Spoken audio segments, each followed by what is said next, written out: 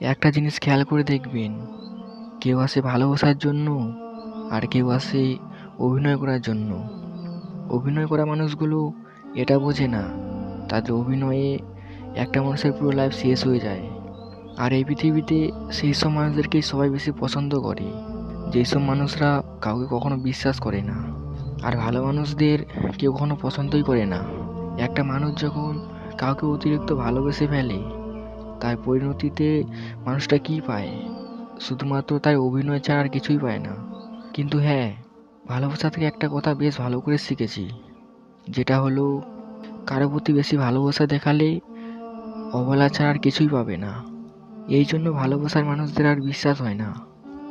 আর ভালোবাসার থেকে বিশ্বাসটা এই জন্য উঠে গেছে যে আগে বলতো, তুমি যেমন আর যেরকমই হও না কেন, আমি শুধু তোমার। আর এখন তার কাছে সবচেয়ে খারাপ মানুষ আমি। আরেকটা সত্য হলো, এই পৃথিবীতে তোমার খারাপ সময় তোমার পাশে কেউ থাকুক আর না থাকুক, কিন্তু একজন তোমার পাশে সবসময় থাকবে। আর সেটা হলো তোমার মা। তোমার মা কখনো তোমাকে ছেড়ে যাবে না, এতটুকু বিশ্বাস রাখতে পারো।